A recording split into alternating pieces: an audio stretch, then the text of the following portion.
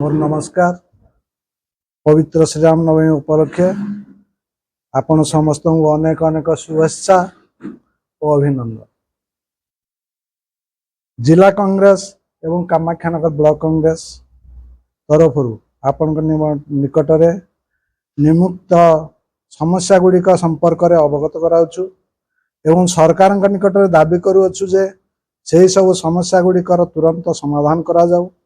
आपण माने यह विषय संवादपत्र और इलेक्ट्रोनिक्स मीडिया रे जनसाधारण अवगति निमंते प्रकाशित करने निमंते कांग्रेस तरफ आम मानकर निवेदन। यही विषय को नहीं उपजिलापाल को एक दाबी पत्र प्रदान करा जाउछि। धर्षण एवं हत्या कराइथिबा अंकिता प्रियदर्शिनी बारिक परिवार को न्याय प्रदान एवं 10 लाख टंका सरकारी आर्थिक सहायता आम दाबी करुछु। यही मर्मस्पर्शी जघन्य घटना रे सारा अंचल जिला एवं राज्य स्तब्ध हो जाइछि। अभिभावक माने झील मान को स्कूल कॉलेज छाड़िया को भय करुछन्ति एवं घर को न फेरिया पर्यंत मानसिक चाप रहउछन्ति।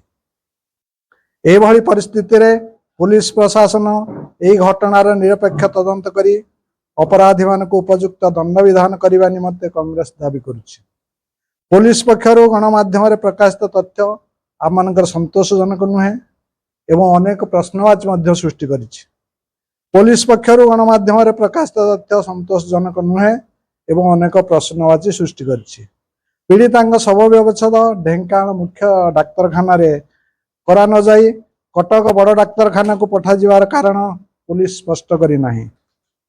छात्रींगर बयस केते थिला पुलिस ताहा मध्य स्पष्ट करी नाही। से जदि नाबालिका तेबे अपराधी मानक विरुद्ध रे पोस्को आईन रो दफा लगा जाइछि कि नाही ताहा मध्य संदेह घरे। शव व्यवच्छेद तथ्य सार्वजनिक होगा आवश्यक। यह गण बलात्कार एवं हत्या होवार संभावना यथेष्ट। यौनांगरू रक्तस्राव होई जनकर मृत्यु हो जावा एते सहज नुहे। जदि अपराधी माने पीड़िता को कामाख्यानगर आनी नापकिन देवा एवं आइसक्रीम खाइबा को देइथिले बोली पुलिस कहिछि तेबे डाक्तरखाना रे चिकित्सा न कराई तांको जंगल रे फोपाड़ी देइथिले काहेकि। एही सब प्रश्न साधारण रे आलोचित होउछि एवं पुलिस गणमाध्यम रे आहार उत्तर रखिबा को कांग्रेस दाबी करुछि। जिला प्रशासन पीड़िता परिवार को अति कम रे 10 लाख टंका आर्थिक सहायता प्रदान करने को आम दाबी करुछु। खरीफ धान ए पर्यंत अनेक चाषी बिक्री करि पारि नाहंती। सरकार तरफ जते प्रचार करागले मध्य वास्तविकता हेउछि जे अनेक चाषी सरकारी मंडी रे धान बिक्री करि पारि नाहंती। गरीब चाषी धान बिक्री टंकारे परिवार प्रतिपोषण करथाए। से जदि 4 मास हला धान को धरी बसी अछि तार परिवार किपरि दयनीय अवस्था रे कालातिपात करुछि से विषय रे सरकार एवं प्रशासनिक अधिकारी संवेदनशील हवा आवश्यक नुहे कि। चाषी को अपेक्षा न कराई प्रशासन आवश्यक स्थल रे मंडी खोली धान क्रय करने निमंते आम दाबी करुछु।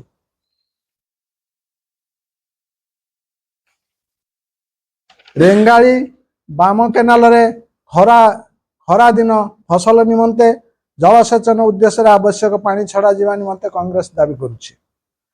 जलसेचन निमंते जल जोगाण न करी जमी मालिक मानक ठारू जल कर आदा बंद करने निमंते कांग्रेस दाबी करुछि। मध्य प्राच्य चली युद्ध जुगु भारत में कृषि उद्देश्य रे व्यवहृत सार पोटास डीएपी यूरिया आमदानी हो न पारि भयंकर सार संकट सृष्टि करिछि। एपटे चीन भारत को सार रप्तानी बंद कर देछि। मध्य प्राच्य आसीथिबा गैस को व्यवहार करी भारत रे थिबा सार कारखाना मानकर सार उत्पादन ठप हो जाइछि। आमको खरीफ ऋतु पूर्व चाषी मान को आवश्यक परिमाण रे सार जोगाई देवा निमंते प्रशासन निकट रे आमे दृढ़ दाबी करुछु। खरा दिन आरंभ हो जाइछि। पानीय जलर अभाव अनेक अंचल रे देखा देइछि।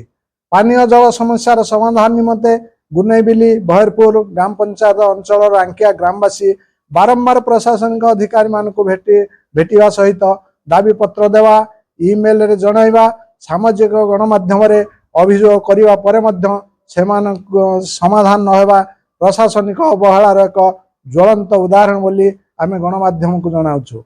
कामाख्यानगर उपजिलापाल ब्लॉक अधिकारी पानीय जल समस्या समाधान निमंते तत्परता देखाइबा निमंते आमे दाबी करूछु। पानीय जल जोगान निमंते भारत सरकार निकटरू आसुथिबा अर्थ खर्च न होई फेरी जाउथिबा एक प्रशासनिक अवहेला व्यतीत आउ किछि नुहे। कामाख्यानगर उपखंड डाक्तरखाना रे खाली थिबा डाक्टर नर्स टेक्नीशियन पदवी पूरण करा जिबा निमंते आमर दाबी। निकटरे संवादपत्र प्रकाशित होइछे कामाख्यानगर अंचल रे नकली डाक्तर संख्या वृद्धि पाइबार लागिछि। स्थानीय डाक्तरखाना रे डाक्तर मानकर अभाव हेतु गरीब दलित आदिवासी संप्रदायर लोक मानकु एही नकली डाक्तर चिकित्सा करी शोषण करुछन्ति। जिला स्थानीय प्रशासन एवं जिला मुख्य चिकित्साधिकारी एही समस्यार निराकरण और समाधान करबा पई आमे दाबी करुछु।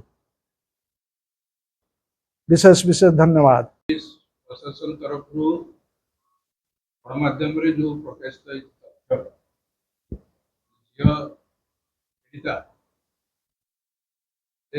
कॉलेज रू फेरिले कार रे जणे नेकी गला आपरे ताकू दर्शन करिछि और तार जो ब्लीडिंग हेछि ताकू से पूरी कामाख्यानगरी आछि ता सहित आउ दुई जण युवक पुरुष लोक जोग दैछन्ति। गणमाध्यम रे प्रकाशित खबर अनुसार से झील को से नैपकिन दैछन्ति ब्लीडिंग बंद करिया आइसक्रीम भी खाया कथा होछि जे जदि अपराधी मानकर एत अनुकंपा थिला से झील प्रति तार ब्लीडिंग होछि बोली ताकू तो से माने हॉस्पिटल रे चिकित्सा भी करि पारि थांते ता न करी ताकू आइसक्रीम खाया को दे पुनी ताकू गोट जंगल जा गल हमर संदेह होछि जे से आइसक्रीम रे होते ताकू विष दिक ताकू मारि दिछे तापरे जेहेतु पीड़िता को प्रथम ढेंकानाल डाक्तरखाना निगला जो कि पोस्टमार्टम होगा सुविधा अच्छी तार शव को कटक बड़ मेडिकल ट्रांसफर कर कौन आवश्यकता थी निश्चित किसी कवर अप कर पुलिस और जो मैंने अपराधी से चापरे हूँ बसवर्ती जिनपर्यंत पुलिस प्रशासन कहनी जे यहाँ गण बलात्कार थिला कि नहीं अवश्य पोस्टमार्टम कला बेले जिते तार जनांगरू सीमेन एनालिसिस डीएनए टेस्ट द्वारा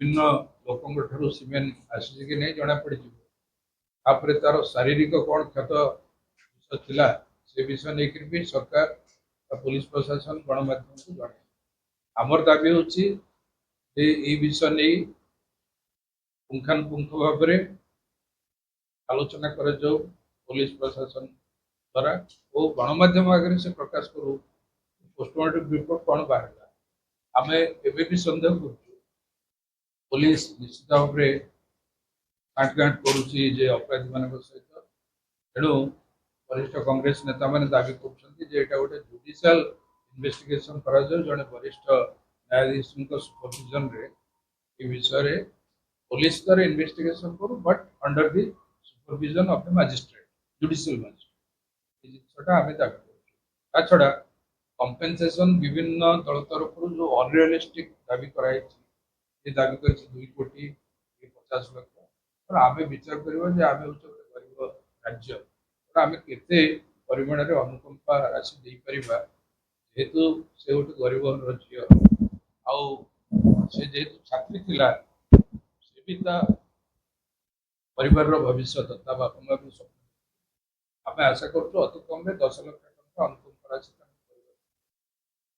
आ गोटे आदि सी माने 18 रु कम ताहले पोस्को आईन लगे कथा पोस्को आईन लगी ना ना आम भावुँ सी निश्चय 18 रु कम कारण से फर्स्ट इयर स्टूडेंट थिला तेणु पोस्को आईन लगी ना पोस्को आईन जदि लगी न थाए ताहले आसामी सहजरे जमीन पाई खसी तेणु पुलिस जे भलिया परिस्थिति सारा राज्य रे सृष्टि होती नारी मान क्षेत्र में बहुत ये घटना घटीगलानी तेणु यही जो आईन गुड़िक अच्छी ए आईन गुड़िक यदि ठीक भाव में पुलिस न लगाए ताहले निश्चित भाव में खसीजे और बेल मिल तेणु आम दाबी करूँ ये जो पोस्को आईन आपण मैंने तो गणमाध्यम अच्छा गणमाध्यम आपण मैंने भल भाव जानीपारे से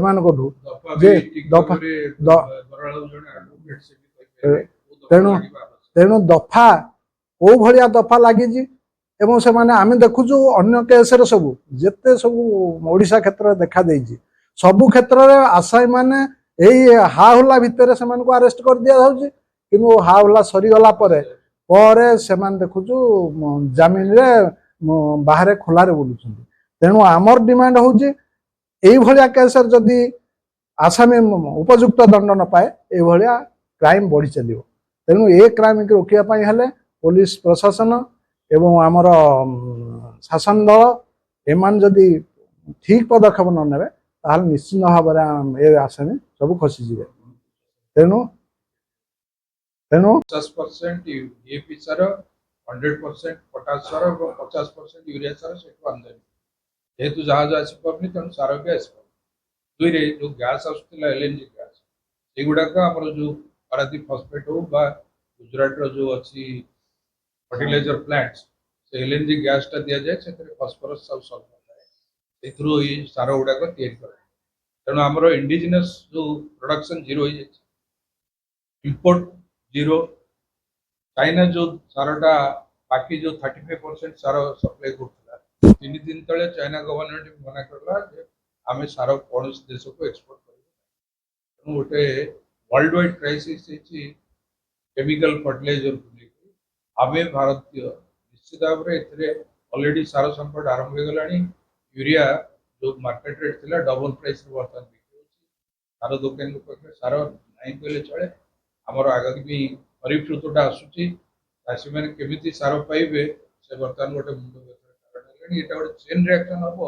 ସାର ଯଦି ନ ହବ ଆମର ଧାନ ପ୍ରଡକ୍ସନ ବି ଆର ବର୍ଷ ଖରିଫ ଧାନଟା କମିଯିବ। ସରକାରଙ୍କର ଯୋଉ ଖାଦ୍ୟ ସୁରକ୍ଷା ଆଇନରେ ଯୋଉ ଚାଉଳ ପବ୍ଲିକ ଡିଷ୍ଟ୍ରିବ୍ୟୁସନ ସିଷ୍ଟମଟା ଦିଆହଉଛି ଆମକୁ ତ ଭୟ ଦେଖା ଲାଗିଲାଣି ଯେ ଆର ବର୍ଷ ଲୋକଙ୍କୁ ଚାଉଳ ଖଣ୍ଡେ ମିଳିବ କି ନାହିଁ। ଅଯୋଧ୍ୟା